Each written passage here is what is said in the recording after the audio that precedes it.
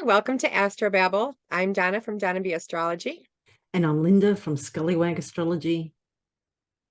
And today we're going to be talking about the horoscopes for Sagittarius for the year of 2023. Excellent. And we recommend that you read your ascendant sign horoscopes. So this would be for Sagittarius ascendants.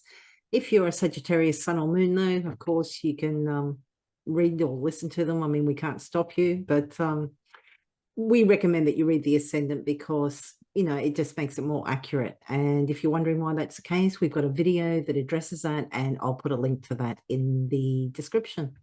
Starting off with the malefics, we will go with Mars. Mars, who is in charge of bleeding and separation, as well as impatience, aggression, drive. Mars is going to be turning direct. It's been retrograde, and it's going to be turning direct January 12th for you. So it's been in your seventh house, and when it moves out of the seventh house, it'll be going into your eighth house. But right now, the seventh house, and you're experiencing, challenges as far as your significant other. Mm. So Or your that will be closest one-on-one relationships. Usually, seventh house, we think the partner, the significant other, but it's also, it could be business partners and it can be close friends or even client relationships. But yeah, Mars has been retrograde. So Mars just wants to move forward. It's a planet of energy, just wants to move forward. It's been going retrograde, so it's being held back. So he's not been very happy about that, and he gets pretty frustrated. So you could have been experiencing these frustrations with regard to relationships. It might not be the person themselves, but just different dynamics, just aren't going the way that you want. But yeah, from the 15th of March, which is when the shadow period finishes, things should improve. It actually stations direct from the 12th of January, so there should be a lessening of those issues at that time. But sometimes it takes until you get out of the retrograde shadow period before you really see improvement. And that would be the 15th of March, 2023. wonderful. We'll all be happy when Mars moves on. It'll be moving on March 25th, and it'll go into Cancer, into your eighth house. So that's where you're gonna have an experience, that drive, and aggression, impatience if you're waiting for money from other people. Yeah, it could be quite a contentious. Yeah, I mean, the eighth house is hard anyway. It's awkward, joint finances, other people's money, taxes, loans, debts. Yeah. So, and I mean, Mars and Cancer, it's in fall. It's not in a strong position here, quite emotionally driven.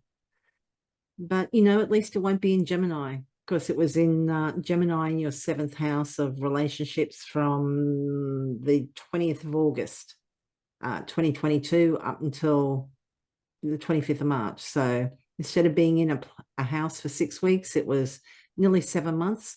So at least you've got a different area to focus that aggression on.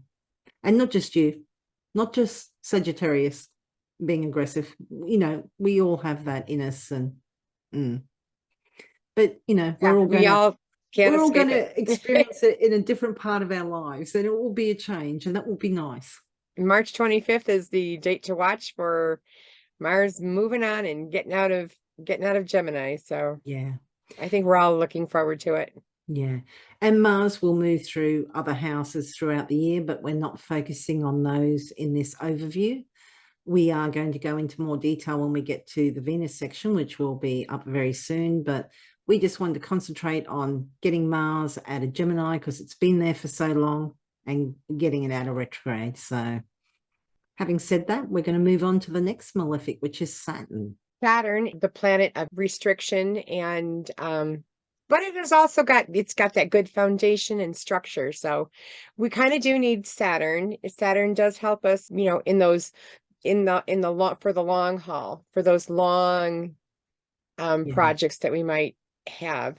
And that's going to be going from your third house into your fourth house, which is good. If you want that structure, because that's what Saturn is known for. Saturn will be moving out of its houses of rulership. So it's not going to be as strong in Pisces come March 7th. Yeah. But that is the nature of Saturn. It's only going to be in 2 signs for this year. It's going to be in Pisces and it's going to be in Aquarius. It doesn't move fast at all. It will stay in Pisces for a couple of years, and so you'll be getting comfortable with what that nature of Saturn will do for you. And in, you know, when it moves into Pisces, it'll be more emotional and not as structured as Saturn is what we're normally used to Saturn being. Yeah, because you've had Saturn in the 3rd house, so might have been creating problems and limitations with regard to siblings in your local area or short distance travel. It's going to move into your 4th house, so you might be feeling quite limited or confined within family relationships, particularly with parents, or maybe your living conditions, your home or real estate matters might feel just restricted. But as Donna said, it's a great planet. If you can use these planets in a constructive manner, and the way to use Saturn is to build that solid foundation. You know, you just can't rush Saturn. It'll take its time. And, you know, you need to do everything right. You can't just go slapdash at it. And Saturn's a good one for kind of, you know, you've just got to endure. And it's a planet that you really need to get comfortable with because it doesn't move that fast. It's going to be in that sign for a couple of years. So figure out what it's trying to do, what it's trying to teach you, where your growth needs to happen as far as the energies of Saturn. Yeah. And get used to it because it's going to be there. It's going to be a challenge. It's meant to be a challenge. Yeah. Because it's meant to move you. It's meant to get you to grow. So welcome Saturn into Pisces on March 7th. Pluto, on the other hand, you will have a lot longer to get used to. It's going to try to move into Aquarius. It's in Capricorn right now. It's a planet of whatever isn't serving you right now. It's trying to get rid of it and get it out of your life. It's the planet of change. It's the planet of intensity. It's the planet of, you know, making small things big or big things small. It's definitely a planet that it takes a bit of getting used to. And it will give you the time to get used to it because it doesn't move very fast. It's a planet that it takes a while for the growth to happen, but at least we're going to get a taste of what it's going to try to change on March 23rd. It's going to address a subject matter in your chart that's going to give you a sneak peek of what it's going to try to accomplish over 21 years for the next 21 years. So that is, to me, that's very interesting because so it's going to move from your 2nd house into your 3rd house. So it's getting out of your house of finances and it's going into your house of community. So the kinds of things that you can change in your community is what Pluto's trying to address. So very interesting. Yeah. Pluto's been in Capricorn in your 2nd house of income, finances, and resources since January 2008. And it's not done yet. Pluto will dip into Aquarius for a few months in 2023, but from June 2023 until January 2024, it's going to duck back into Capricorn again. And then it will go back into Aquarius. But from the 1st of September 2024 until 19th of November 2024, it will be its final stay for this time around in Capricorn. So particularly if you've got planets at the late degrees of Capricorn or perhaps Cancer, Aries, or Libra, you might find that there's a lot of change going on, but it's a slow moving thing. It just, with retrograde planets, because Pluto does retrograde for 5-6 months of the year, every year, it doesn't move very far. So while most retrograde planets might pass a planet 3 times, once when it goes over it direct, then it retrogrades over it, and then direct again when it goes forward, Pluto can sometimes contact and run over a degree in your chart 5 times. So it's really, like Donna said, it's intense. It'd be interesting to know too, because Pluto can sometimes be associated with power plays, and within your second house of income, resources that support you, and finances, that's an area where that might not be very comfortable. For sure. Yeah. Be interesting to see what it does in the third house. Communications, relationship with siblings. Your community could change. You could go from a dirt road on Main Street to being paved. Well, that's an interesting, yeah, that's something, maybe a sea change for some people, moving from the city out into country somewhere, or vice versa, change the community, neighbors. Yeah, interesting. Because nobody escapes the planets. They're in our charts somewhere. Mm. And Pluto can be hard, particularly when it's making aspects to your personal planets. So, but it happens to us all, and we keep going. Like Donna said, it wants to tear down what's not working, the old, and rebuild better. So, yes, so those are the areas. And hopefully, as it leaves your second house, it leaves it in a better condition than it was when it first entered in 2008. That's the idea, to get us to grow. So moving on to the benefics, Jupiter, the greater benefic, is going to start off in Aries, and it's going to be in your fifth house. So that's your house of creativity and your house of your children, as well as your hobbies and the things that you do. So in Aries, you have a lot of drive and, ambition to, work with the fifth house topics like children and hobbies. But when it moves into Taurus, that's your sixth house. And although it's a benefic and it should give you and bring you good things, it's still the house of illness. And for that reason, you should be a little bit cautious to, when Jupiter moves into Taurus, be conscious of your health. If there's, something going on, make sure you go get it checked out, because Jupiter does make things bigger. Whatever it is, it makes them bigger. So for the Sagittarius, when Jupiter goes to move into your sixth house, be conscientious of it. If something is happening, you need it to get checked out, get it checked out, because Jupiter does make things bigger. But you could also find yourself with pets coming into your life at this time, as well as if you're in a position to hire other people, you might be hiring people at this time. The sixth house is all in that, what you do daily, the service of things, and pets, as well as your health. So keep those things in mind. The end of 2023. Jupiter's enthusiastic, optimistic, it's generous, it's fun. It does like to expand, and sometimes it can go too far. But generally speaking, it's, it's a lucky planet. And what house it is, generally speaking, it does tend to bring us luck. So hopefully good.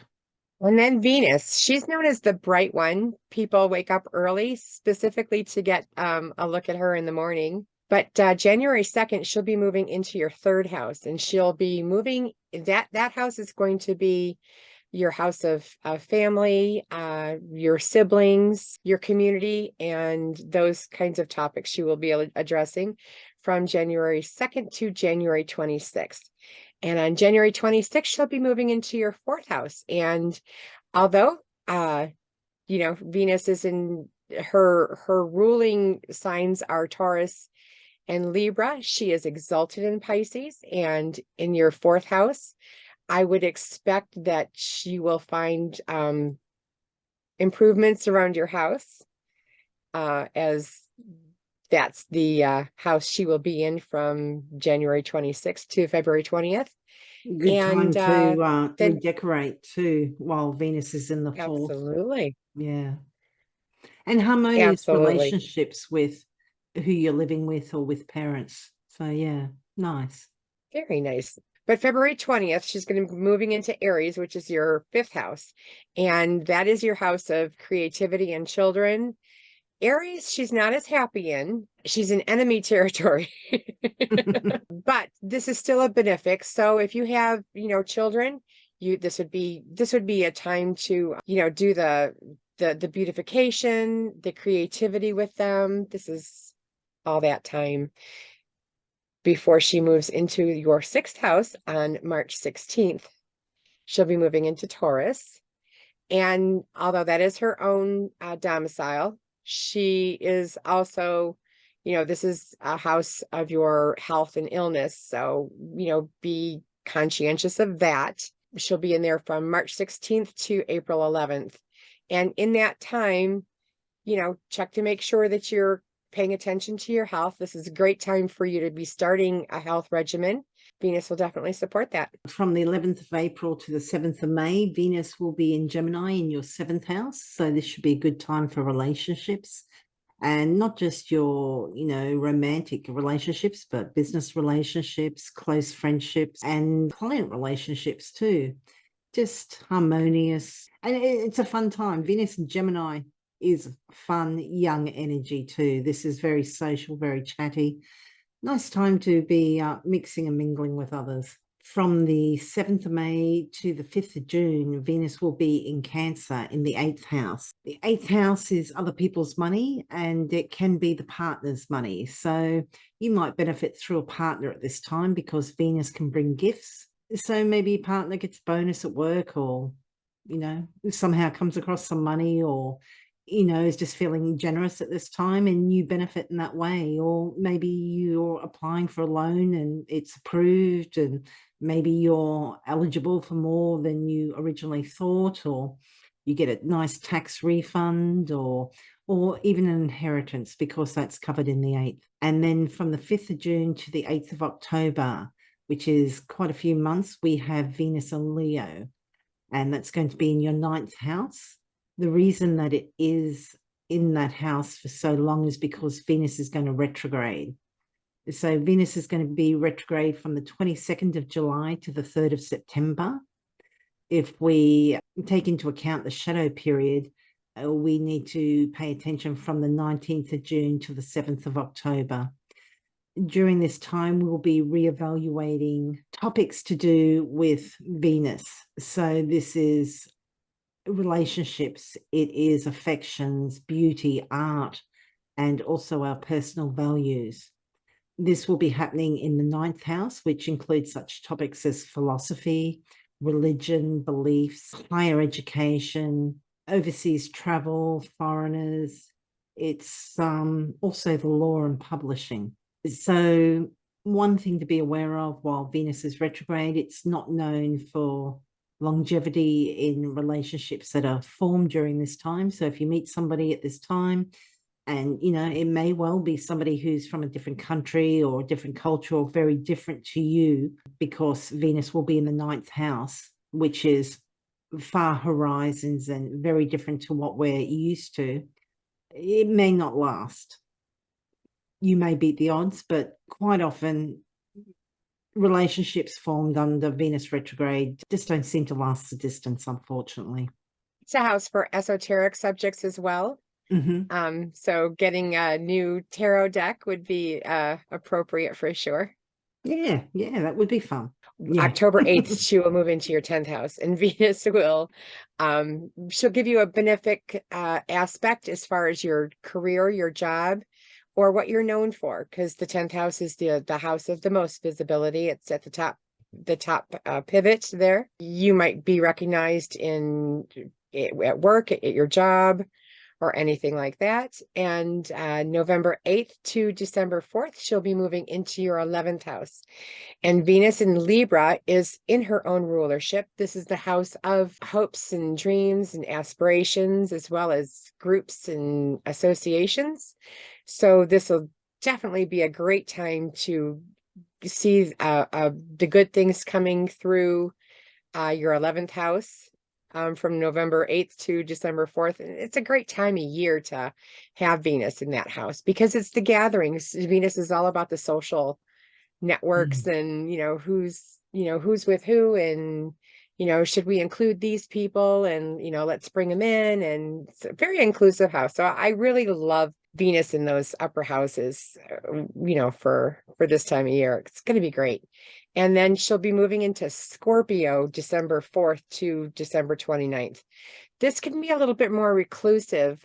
She's known for the art and beauty and stuff, but this could be, as well as taking care of yourself and being, taking yourself out of the picture and, revamping yourself and what kinds of things that you need to have in your life. This can also be hospitalizations, so be careful with the Venusian qualities that are entering your life for, around December 4th.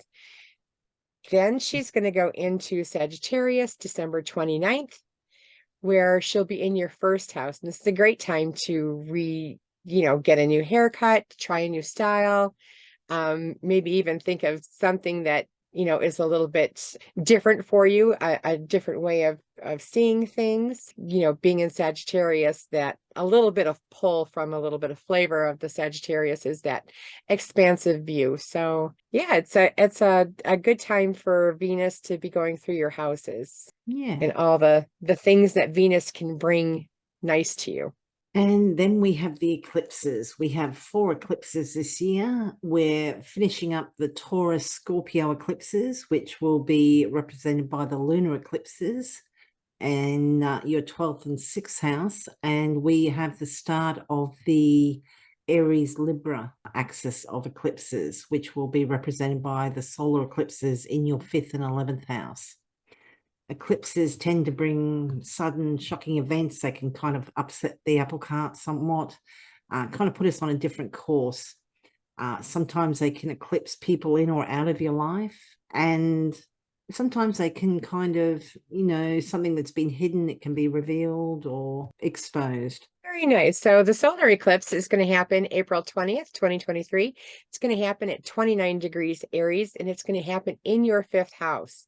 So the topics of creativity are going to be highlighted for this eclipse. It might be reflective of what happened about 18 years ago when the last time these eclipses hit at this axis.